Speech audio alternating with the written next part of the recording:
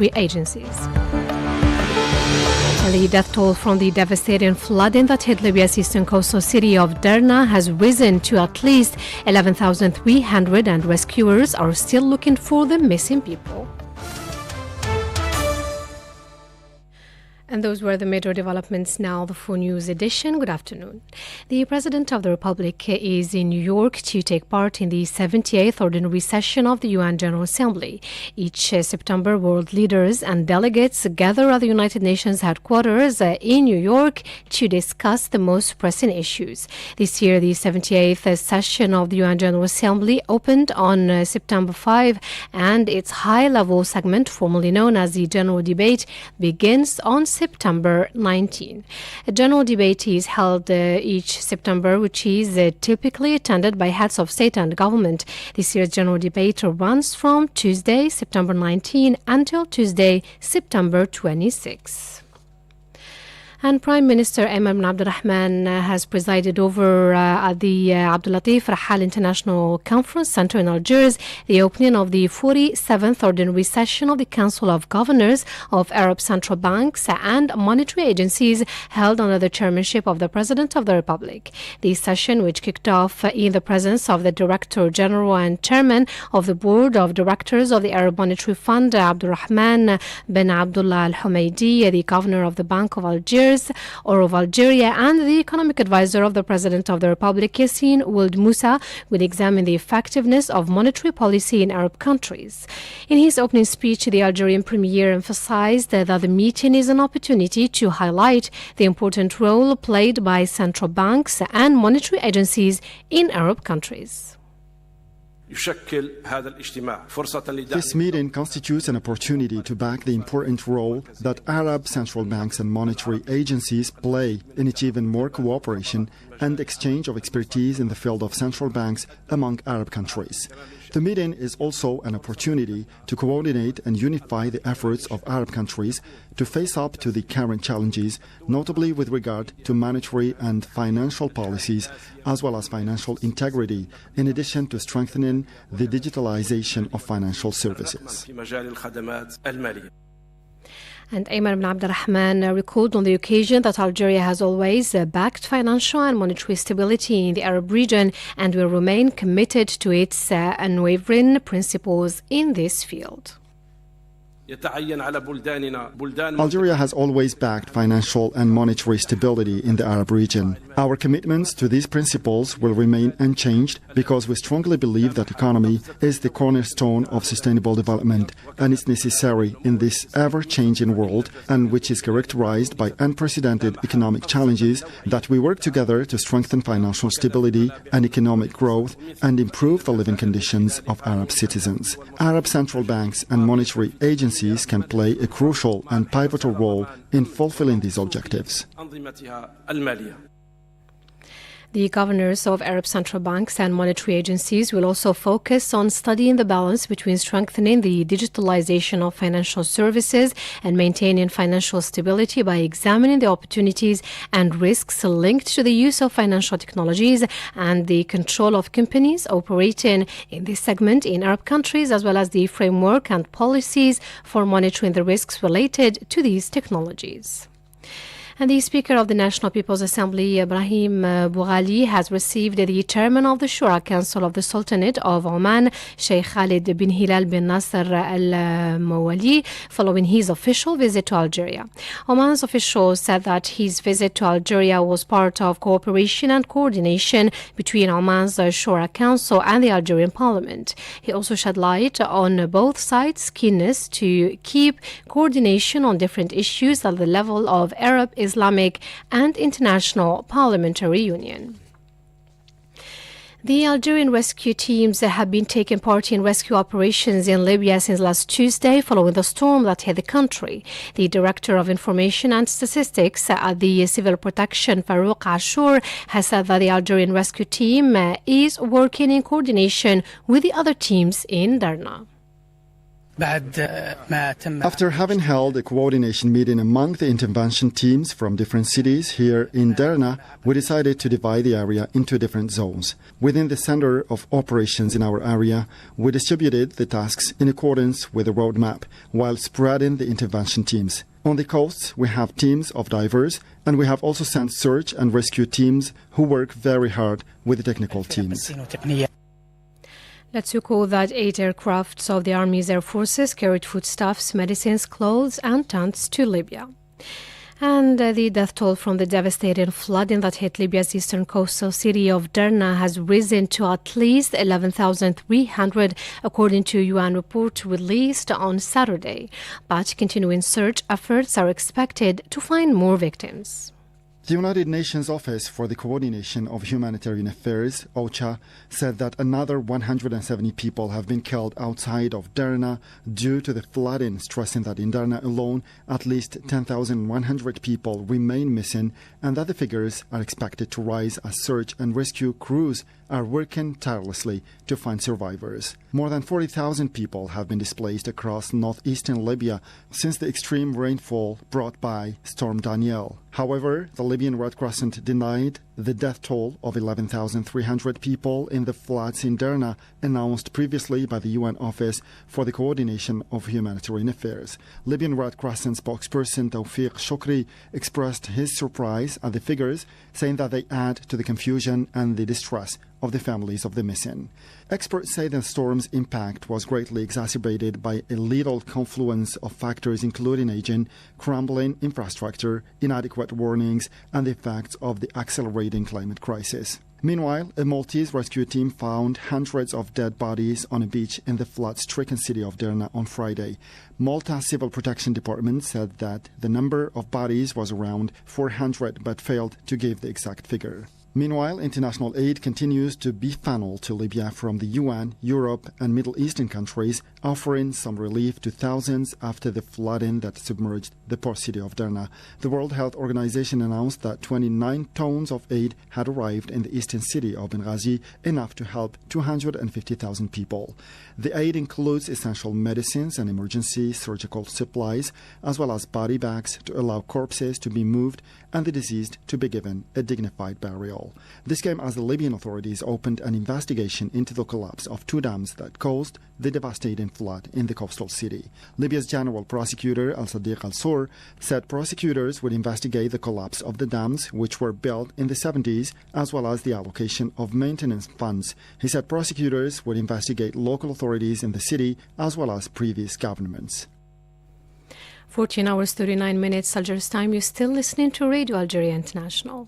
The UN Secretary General's Special Representative for Libya, Abdoulaye Batili, has affirmed that the UN was actively collaborating with local authorities and aid agencies to provide assistance to the needy in Derna, the mostly affected by the devastating floods. In a message released by the UN envoy following a visit to Derna, he expressed his sorrow at the chaos caused by the disaster on the lives and property, while underlining that crisis went beyond Libya's capacity to address it. The UN envoy stressed that the UN was assessing the situation to improve coordination to respond to the needs of Derna and those areas affected by the floods. According to the International Organization for Migration, over 38,600 people have been displaced in the mostly affected area in Libya's northeastern part.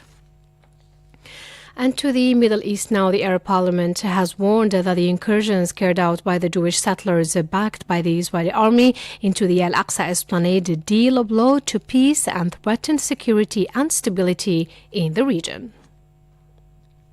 The Arab Parliament condemned the closing by the Israeli authorities of the Al-Ibrahimi Mosque in Hebron and the West Bank and urged the international community and the UN to take up their responsibility and preserve the freedom to worship and respect the sacred character of the Al-Aqsa Mosque. This came as scores of Jewish settlers again stormed today the religious site amid security measures imposed by the Israeli army on the Palestinian population. The incursions by the Jewish settlers allegedly to carry out rituals are denounced denounced by the Palestinians as a provocation. Meanwhile, the advisor to the Palestinian president in charge of the religious affairs, Mahmoud al-Habbash, warned against the Israeli schemes aimed at imposing a new reality by altering the legal and historic character of the Al-Aqsa Mosque esplanade. He also accused the Israeli authorities of using the Jewish feasts to increase and intensify the incursions into the site to impose the Jewish settlers' presence as a fait accompli. In a similar move, the head of the Palestinian National Council, Ruhi Fatouh, warned against the incursion carried out by the Jewish settlers into the old city of Hebron, during which one Palestinian was killed. And the UN Security Council has decided to extend by 1 year until September 17, 2024, the mandate of the mission of the United Nations investigative team to promote accountability for crimes committed by Daesh terrorist group. By unanimously adopting Resolution 2697, the UN Security Council takes note of the Iraqi government's request that the investigative team submits by next year the evidence in its possession with the view to bringing Daesh elements and their supporters to account for the crimes they committed in Iraq. And President Luis Lula da Silva of Brazil has called for unity to face up to the rich countries at the end of the summit meeting of the Group of the 77 or G77 plus China held in Havana, Cuba. He affirmed that world governance remained asymmetrical, underlining that in the light of the Fourth Industrial Revolution, the group's claims for energy transition, digitalization must be reinforced. These, he stressed, constituted two major ongoing changes that could not be handled by a group of rich economies only in order to avoid dependency. In his inaugural speech, Cuban President Miguel Díaz-Canel advocated a change in the international economic rules, which he said opposed the development of the countries of the South. You're still listening to Radio Algeria International, 14 hours, 43 minutes Algiers time. And the President of the European Commission, Ursula von der Leyen, and Italian Prime Minister Giorgia Meloni have arrived on the island of Lampedusa amid growing tensions related to a surge in migrant flows. The island has seen 8,500 undocumented migrants land on its shores this week. And the Greek Prime Minister has announced a further 300 million euros to fight the effects of climate change, acknowledging the scale of the crisis facing the country. The death toll from the week's floods that swept across the center of Greece reached 17, including 2 Austrian tourists.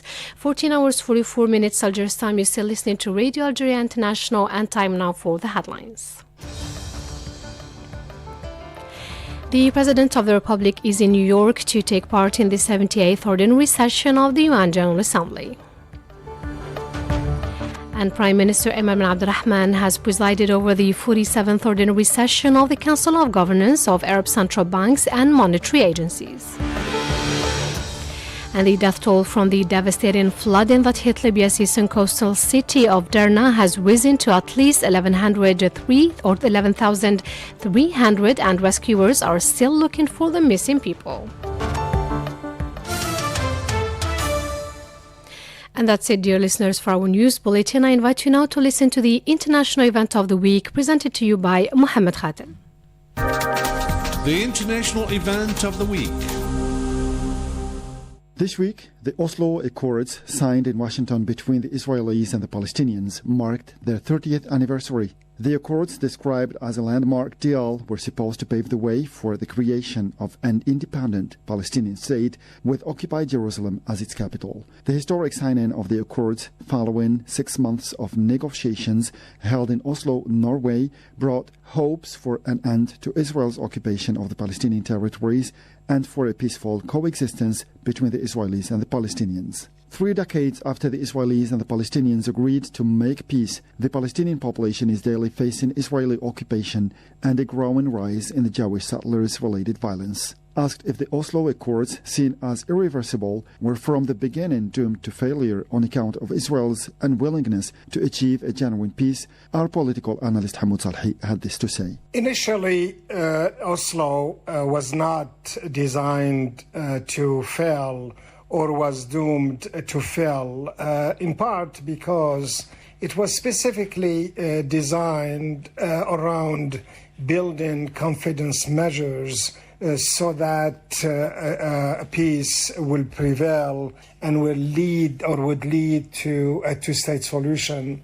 It was understood that the two entities should build a confidence and be able by May 1997 to address the core issues, namely the status of Jerusalem, the refugees, and the borders of a Palestinian state.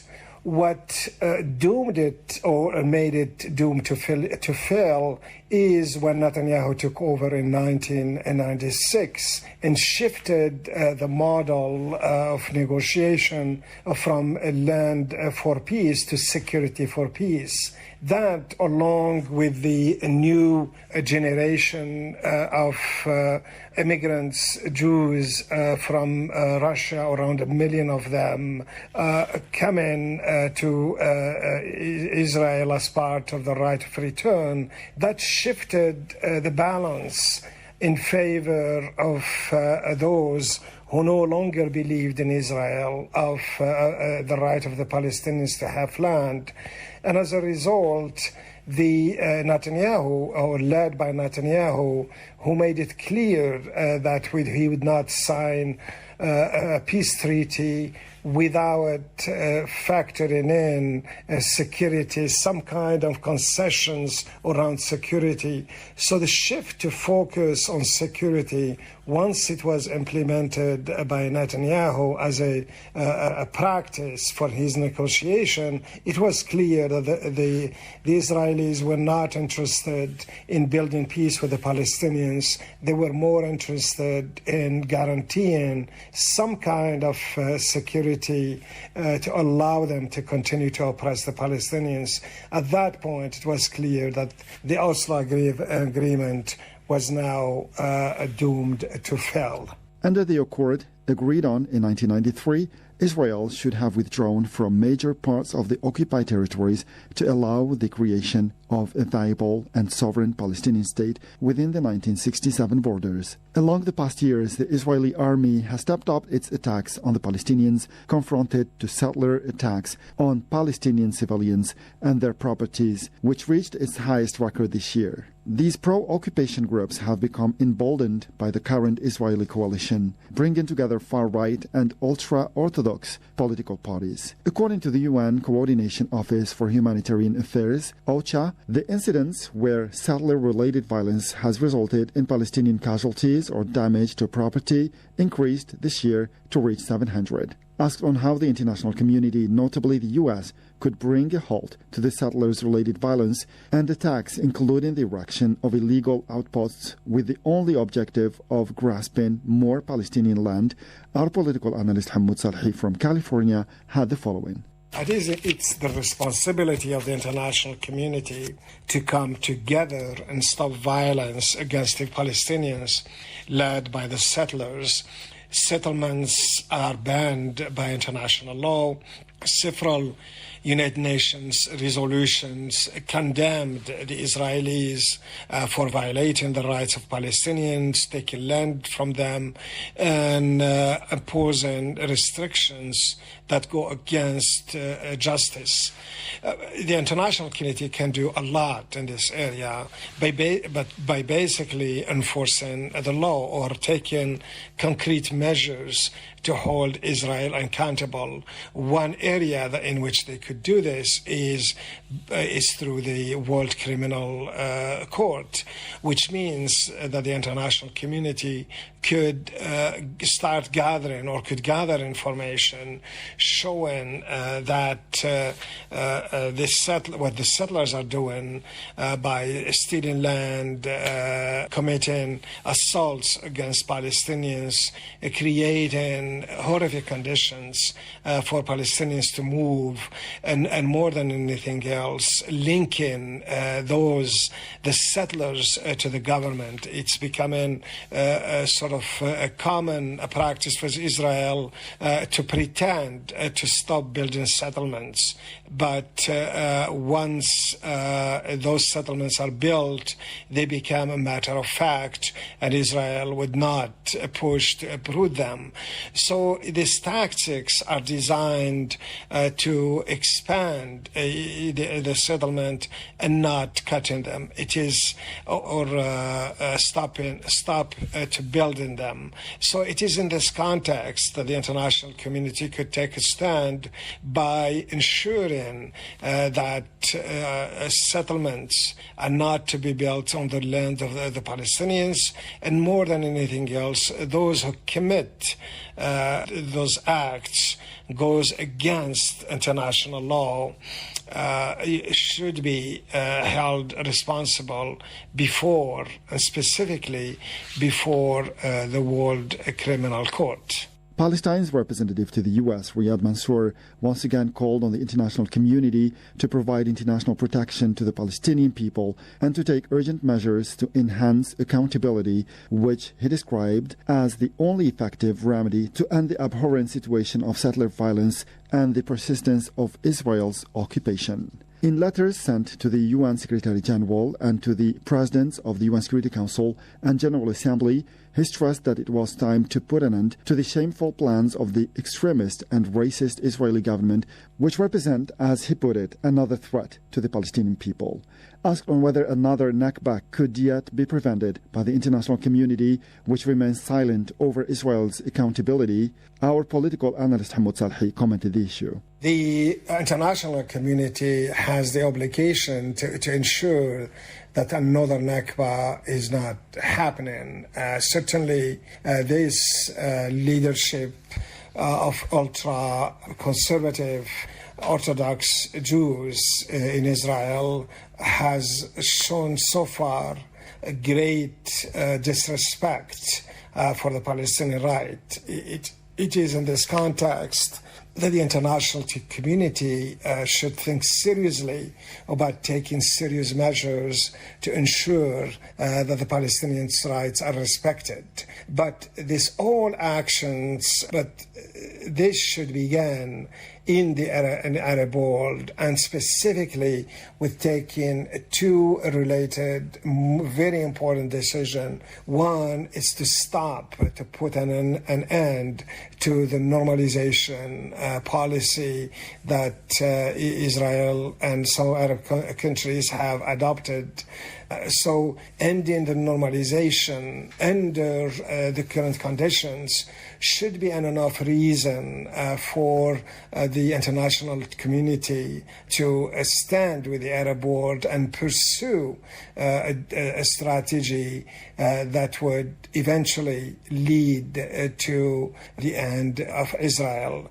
But in addition to that, the Arab world in particular should also take a good look at how they've been treating the Palestinian cause. This cause has to be at the upfront of the Arab world agenda. The Palestinian cause is a cause of all the Arabs, and the Arabs as such must take necessary actions to ensure that Israel respect the Arab world and should not be allowing decisions to be taken only to serve Israel, and more so at the expense of the Palestinians to live in dignity and peace. The Palestinian people's determination to fulfill their right to set up a viable and independent state as provided for by international law will be recalled and emphasized by Palestinian President Mahmoud Abbas when he addresses the UN General Assembly next week. Welcome to your weekly program, Destination Algeria. I'm Jamal Semeni. There are a number of great destinations in Algeria just waiting to be discovered. A curious of mixtures of cultures and influences, Algeria has something interesting to see in just about every city. The country is also the first largest on the African continent. so you can be sure that there are plenty of towns and cities to visit. Let's visit Algiers' fascinating destinations, you and I, together. The ancient city of Tebessa is the capital city of the Algerian province of the same name, as it is situated about 20 kilometers from the Tunisian border. According to Algeria.com website, the city is famous for the manufacture of traditional Algerian carpets. Tebessa has a long and diverse history, with many interesting sites for visitors to explore.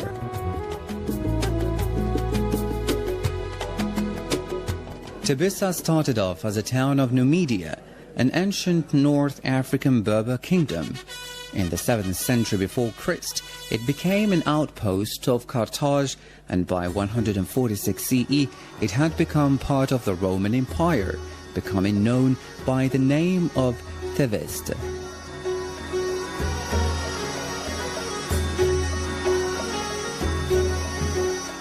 The flourishing city, with an estimated 30,000 inhabitants, was given the designation of Colonia during the rule of Roman Emperor Trajan.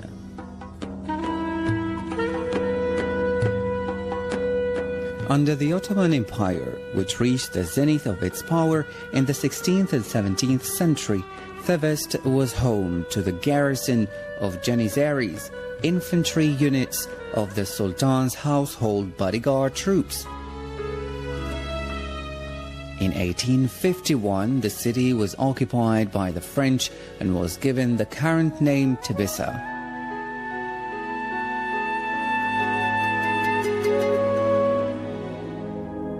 In and around Tebessa are many monuments and remains of ancient buildings relating to the city's past. The Gate of Caracalla is a Roman triumphal arch dating back to 214 CE. Freestanding, ornately decorated triumphal arches were erected as a monument to celebrate a victory in war or in honor of their leader at the time of the victory.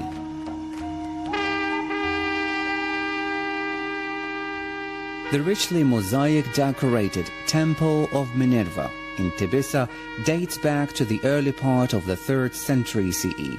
The remains of the Basilica of St. Crispinus, complete with chapels, baptismal